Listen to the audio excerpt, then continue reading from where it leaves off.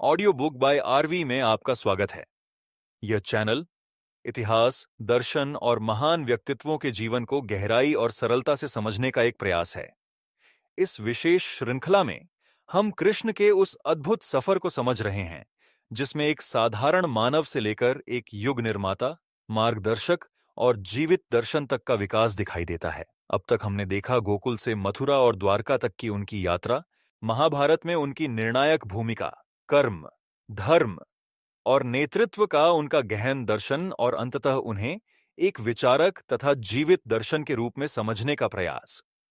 पिछले भाग में हमने जाना कि कृष्ण केवल एक पूजनीय देवता नहीं है, बल्कि एक ऐसे विचार हैं जो समय के साथ विकसित होते रहे और मानव चेतना को दिशा देते रहे। लेकिन अब एक महत्वपूर्ण प्रश्न सामने आता है। महाभारत के बाद क्या हुआ? जब युद्ध समाप्त हुआ तो कृष्ण की भूमिका किस प्रकार परिवर्तित हुई और कैसे उनका प्रभाव इतिहास से आगे बढ़कर स्मृति, संस्कृति और विचार की अमर धरोहर बन गया। आज के इस भाग में हम जानेंगे कि कृष्ण का जीवन कैसे विरासत में परिवर्तित हुआ और क्यों उनका दर्शन समय की कसौटी पर आज भी उतना ही प्रासंगिक है। और अब यहीं से आरंभ होती है कृष्ण की अमर विरासत की यह यात्रा। महाभारत का युद्ध समाप्त हो चुका था। रणभूमि की धूल बैठने लगी थी। शंख और नगाड़ों की आवाज धीरे धीरे मौन में बदल रही थी, लेकिन इस शांति के भीतर एक गहरी थकान भी थी। यह केवल शरीर की थकान नहीं थी, बल्कि पूरे युग की थकान थी। इरावती कर्वे के अनुसार यह युद्ध किसी एक परिवार की जीत या हार नहीं था। यह एक पूरे सामाजिक ढांचे के टूटने और नए संतुलन की शुरुआत का संकेत था। इस समय कृष्ण की भूमिका भी बदलने लगी। युद्ध के दौरान वह केंद्र में थे, निर्णयों के आसपास, रणनीति के भीतर, सत्ता की दिशा तय करने वाले स्थान पर। लेकिन युद्ध समाप्त होते ही वह धीरे धीरे इस दृश्य से हटने लगे। वह विजेता राजा नहीं बने। उन्होंने किसी सिंहासन पर अधिकार नहीं किया। उनकी उपस्थिति अब सत्ता के मंच से स्मृति की ओर बढ़ने लगी। वनमाली के अनुसार यह परिवर्तन बहुत शांत था। कोई औपचारिक विदाई नहीं, कोई सार्वजनिक घोषणा नहीं। कृष्ण बस धीरे धीरे सक्रिय राजनीति से दूर होते चले गए, जैसे कोई व्यक्ति अपना काम पूरा करके बिना शोर किए पीछे हट जाता है। यह पीछे हटना कमजोरी नहीं था, यह एक भूमिका का पूरा होना था। युगांत में यह बात स्पष्ट दिखाई देती है कि महाभारत के बाद का समय स्थिर नहीं था। समाज अभी भी असंतुलन से गुजर रहा था। पुराने राजवंश टूट चुके थे। नए शासक व्यवस्था को संभालने की कोशिश कर रहे थे। ऐसे समय में कृष्ण का प्रभाव सीधे शासन के रूप में नहीं, बल्कि दिशा देने वाली स्मृति के रूप में काम करने लगा। एडविन ब्रायंट इस चरण को कृष्ण की विरासत की शुरुआत मानते हैं। उनके अनुसार यही वह समय है जब कृष्ण व्यक्ति से विचार में बदलने लगते हैं। जब वह मैदान में मौजूद नहीं रहते, तब भी उनकी बातें, उनके निर्णय और उनके संकेत लोगों की सोच में बने रहते हैं। यह परिवर्तन बहुत महत्वपूर्ण है, क्योंकि यहीं से कृष्ण का अस्तित्व शरीर से अलग होकर विचार के रूप में फैलने लगता है। महाभारत के बाद कृष्ण का संसार वैसा नहीं रहा जैसा पहले था। द्वारका की राजनीति, यादव वंश की आंतरिक समस्याएं और बदलती सत्ता संरचनाएं इस संक्रमण को और गहरा बनाती हैं।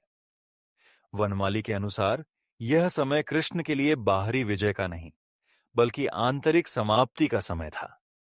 वह धीरे धीरे उस भूमिका को छोड़ रहे थे जो उन्हें सत्ता और युद्ध से जोड़ती थी। इरावती कर्वे इस चरण को युग परिवर्तन के रूप में देखती हैं। उनके अनुसार कृष्ण उस पीढ़ी का प्रतिनिधित्व करते थे जिसने पुराने आदर्शों और नए यथार्थ के बीच संतुलन बनाने की कोशिश की। युद्ध के बाद यह संतुलन टूट चुका था। अब नई पीढ़ी को नए तरीके से दुनिया को समझना था। कृष्ण का पीछे हटना इसी बदलाव का संकेत था। यह पीछे हटना अचानक गायब हो जाना नहीं था। यह धीरे धीरे होने वाला अलगाव था। वह अभी भी लोगों की स्मृति में मौजूद थे। उनके शब्द अभी भी दोहराए जाते थे। उनके निर्णय अभी भी संदर्भ बनते थे। लेकिन वह स्वयं सक्रिय हस्तक्षेप से दूर होते जा रहे थे। एडविन ब्रायंट बताते हैं कि यह वही समय है जब कृष्ण की कथा अलग दिशा लेने लगती है। अब वह केवल राजनीतिक रणनीतिकार नहीं रहते। वह एक ऐसे व्यक्तित्व में बदलने लगते हैं जिसकी बातें पीढ़ियों तक सुनी जाती हैं। यह परिवर्तन किसी योजना का परिणाम नहीं था, यह स्वाभाविक था। जब कोई व्यक्ति अपने समय के सबसे बड़े संघर्ष का हिस्सा बन चुका हो, तो उसके बाद उसका नाम केवल वर्तमान तक सीमित नहीं रहता। वनमाली के अनुसार कृष्ण का यह शांत हटना उनके स्वभाव के अनुरूप था। वह कभी भी स्वयं को केंद्र में रखने के इच्छुक नहीं रहे। उन्होंने युद्ध के समय भी स्वयं को योद्धा नहीं बनाया। उन्होंने केवल मार्गदर्शन किया, और युद्ध के बाद भी उन्होंने वही किया। वह मंच से हट गए, लेकिन दिशा छोड़कर नहीं गए। युगांत इस बात पर भी संकेत करता है कि महाभारत के बाद का समाज भावनात्मक रूप से थका हुआ था। बहुत से प्रश्न अनुत्तरित थे, बहुत से घाव भरे नहीं थे। ऐसे समय में कृष्ण की छवि एक स्थिर संदर्भ बन गई। लोग उनके शब्दों में अर्थ खोजने लगे, उनके निर्णयों में संतुलन खोजने लगे। यह वही क्षण था जब कृष्ण का प्रभाव इतिहास से निकलकर स्मृति में प्रवेश करता है। वह अब केवल घटनाओं का हिस्सा नहीं रहते, वह कहानियों, चर्चाओं और विचारों का हिस्सा बनने लगते हैं। यह परिवर्तन धीरे धीरे होता है, लेकिन इसका असर गहरा होता है। एडविन ब्रायंट इसे सांस्कृतिक संक्रमण कहते हैं। जब कोई व्यक्ति अपने समय से आगे बढ़कर परंपरा का हिस्सा बन जाता है। कृष्ण के साथ यही हुआ। उनका जीवन समाप्ति की ओर बढ़ रहा था, लेकिन उनका विचार विस्तार की ओर बढ़ रहा था। इस चरण में कृष्ण की उपस्थिति शोर में नहीं, मौन में महसूस की जाती है। वह अब आदेश नहीं देते, वह अब मैदान में नहीं उतरते, लेकिन उनकी छाया बनी रहती है। एक शांत, स्थिर छाया जो आने वाले समय की सोच को आकार देने लगती है। यहीं से कृष्ण की कहानी का एक नया अध्याय शुरू होता है। यह अध्याय युद्ध का नहीं है, यह स्मृति का है, यह प्रभाव का है। यह उस यात्रा की शुरुआत है जिसमें कृष्ण एक ऐतिहासिक व्यक्ति से आगे बढ़कर सांस्कृतिक और दार्शनिक विरासत बन जाते हैं। जब कृष्ण का सक्रिय जीवन धीरे धीरे समाप्ति की ओर बढ़ा, तब उनकी उपस्थिति एक नए रूप में फैलने लगी। अब वह शरीर के रूप में नहीं, बल्कि स्मृति के रूप में लोगों के बीच रहने लगे। यह स्मृति किसी एक ग्रंथ में बंद नहीं थी, यह कहानियों में थी, गीतों में थी, लोक परंपराओं में थी और लोगों की बातचीत में थी।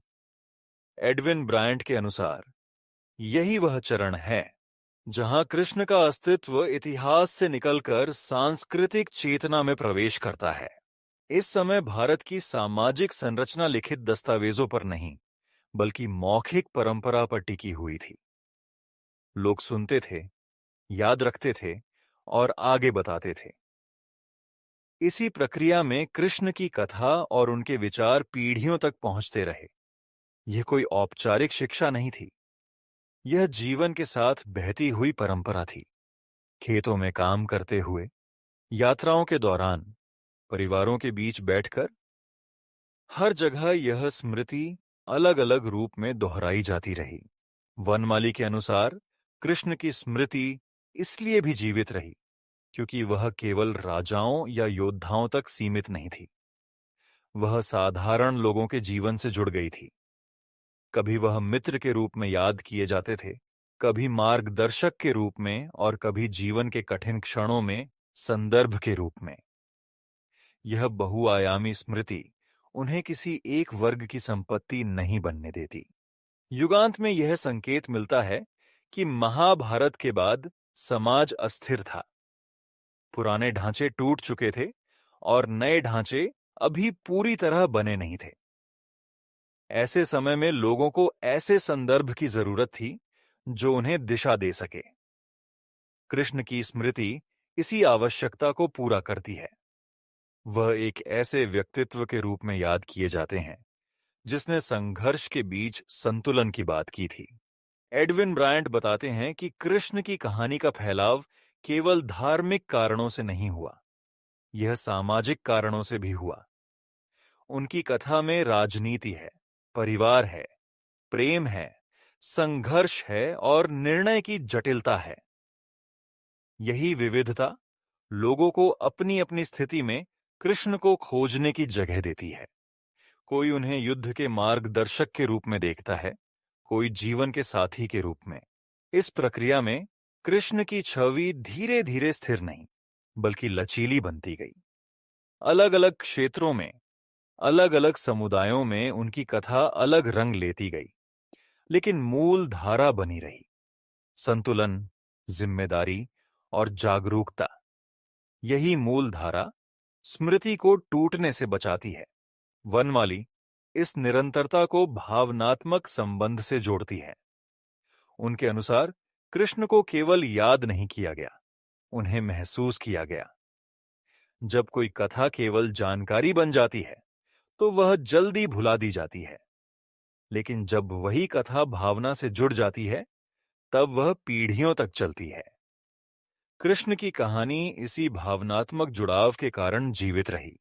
युगांत यह भी दिखाता है कि युद्ध के बाद की पीढ़ियों के लिए कृष्ण एक प्रकार का मानक बन गए।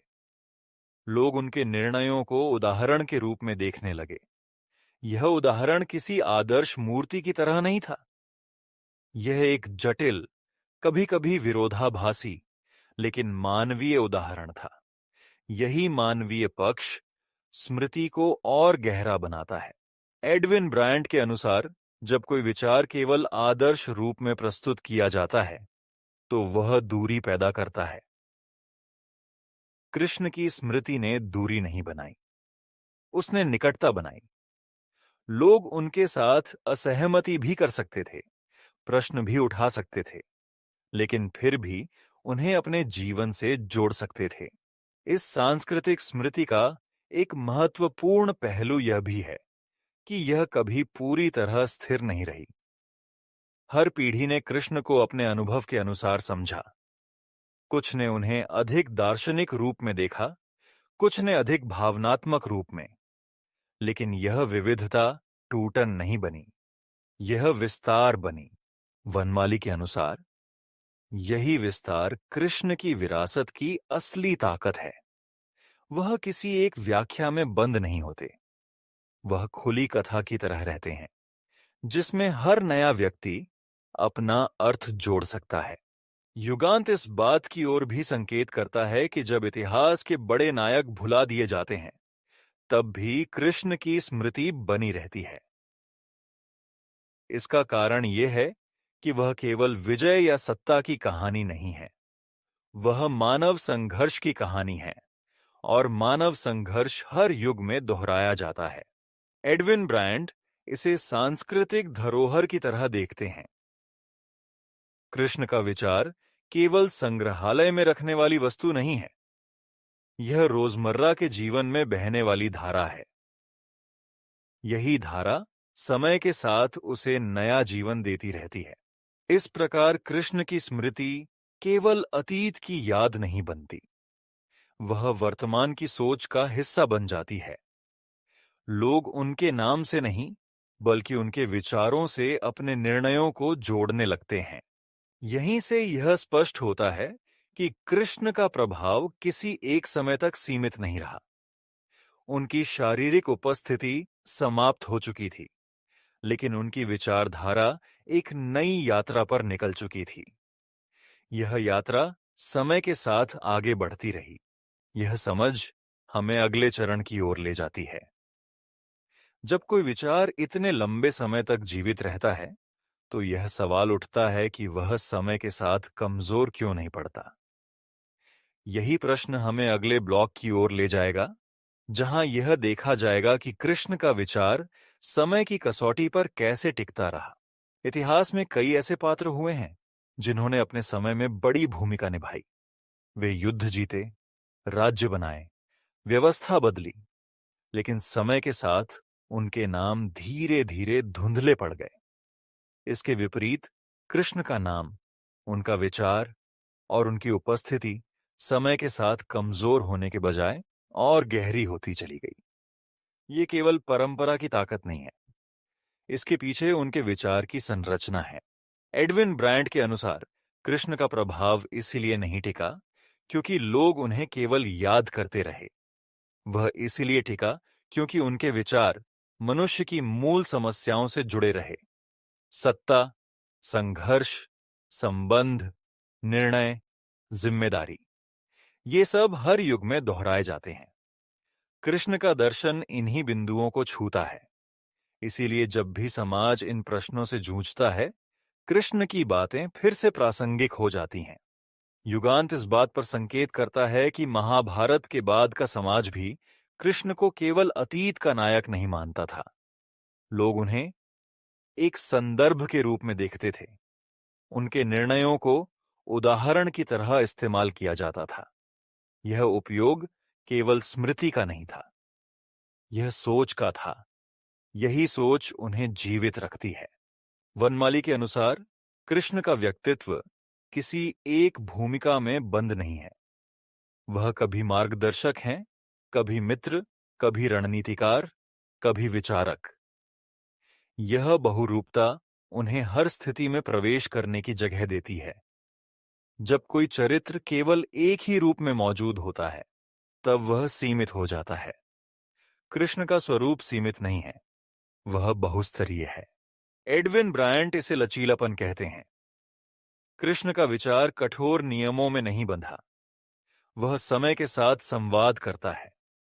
जब समाज बदलता है, तब कृष्ण की व्याख्या भी बदलती है, लेकिन मूल केंद्र बना रहता है, संतुलन और जागरूकता।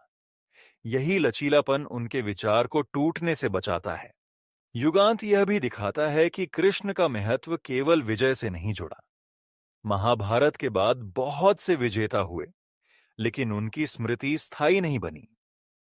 कृष्ण की स्मृति इसलिए बनी क्योंकि वह केवल जीत का प्रतिनिधित्व नहीं करते, वह संघर्ष की जटिलता का प्रतिनिधित्व करते हैं, और यह जटिलता हर युग में मौजूद रहती है। वनमाली के अनुसार कृष्ण का प्रभाव इसलिए भी टिकता है क्योंकि वह मनुष्य को पूर्णता का भ्रम नहीं देते। वह यह नहीं कहते कि जीवन सरल है, वह यह दिखाते हैं कि जीवन उलझा हुआ है और उसी उलझन के भीतर संतुलन खोजा जा सकता है।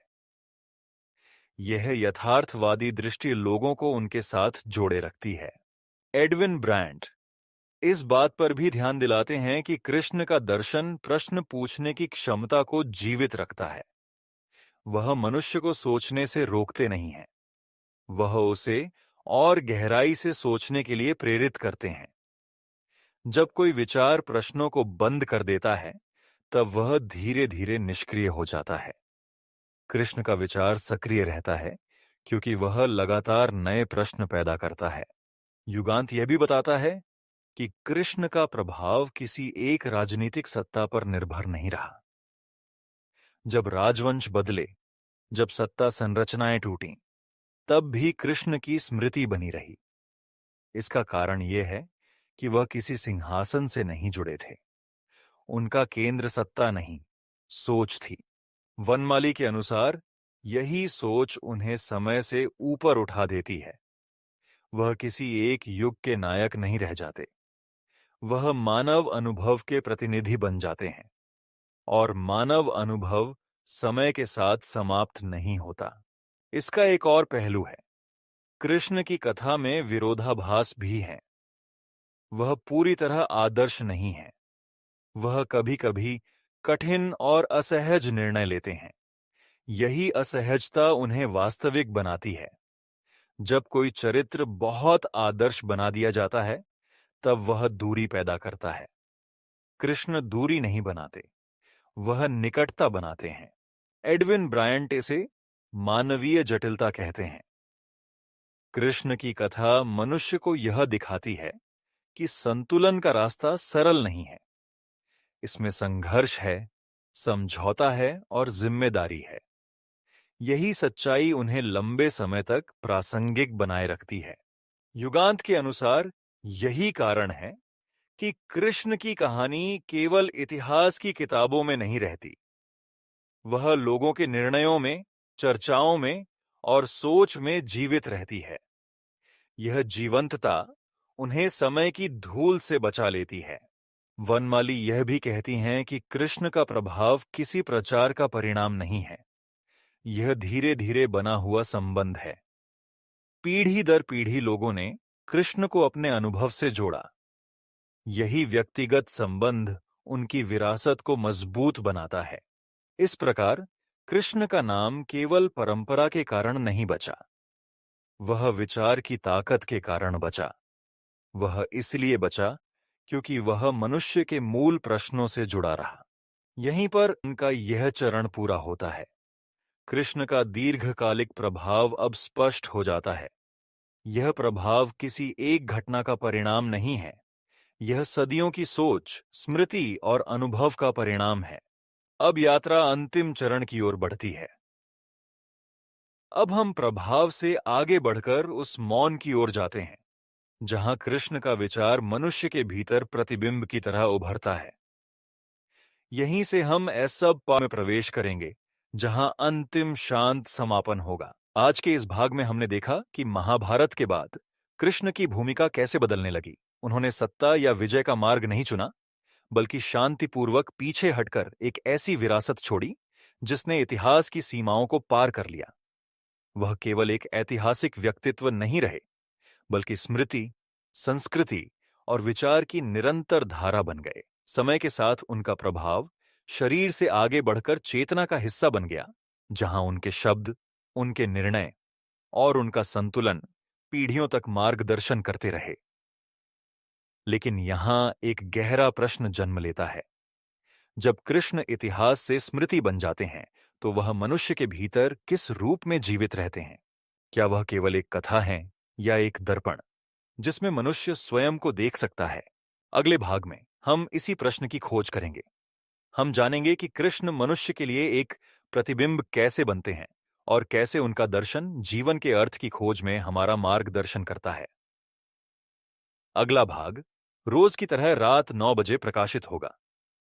यदि यह श्रृंखला आपको चिंतन की नई दिशा दे रही है, तो वीडियो को लाइक करें, शेयर करें और ऑडियो बुक बाय आरवी को सब्सक्राइब करना ना भूलें। अपने विचार कमेंट में अवश्य लिखें।